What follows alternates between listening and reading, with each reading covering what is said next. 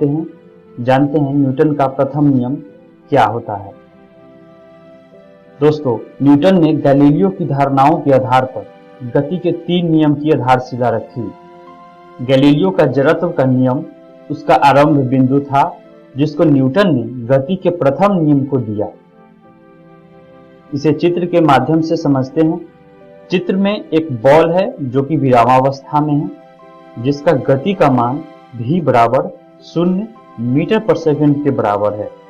दूसरे चित्र में उसी बॉल को एक लड़के के द्वारा किक किया जाता है, जिससे कि बॉल गतिमान अवस्था में आ जाती है और उसका गति का मान 0 से ज्यादा हो जाता है। आइए जानते हैं न्यूटन ने अपने पहले नियम को क्या बताया।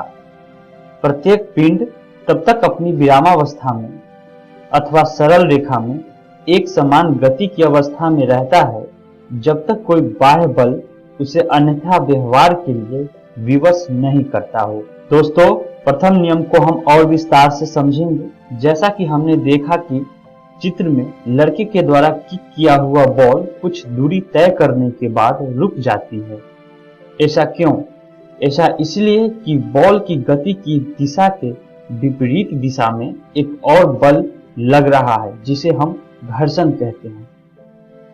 इसका मतलब ये हुआ, किसी पिंड को एक समान गति में बनाए रखने के लिए हमें घर्षण बल को निष्फल करने के लिए हमें एक बाह्य बल लगाने की आवश्यकता होती है, ताकि पिंड पर लगे दोनों बाह्य बलों का नेट बाह्य बल 0 हो जाए। उदाहरण स्वरूप चित्र से समझते हैं।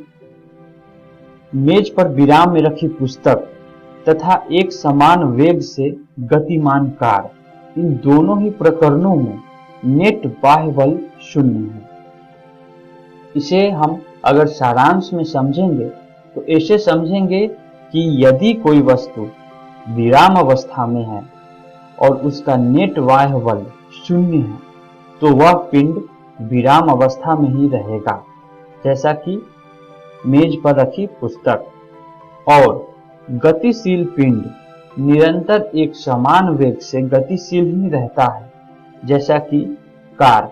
इसी गुण को हम जड़त्व कहते हैं, जिसे हम पहले भी जान चुके हैं। इस प्रकार हम गति के प्रथम नियम को एक और तरह से परिभाषित करते हैं।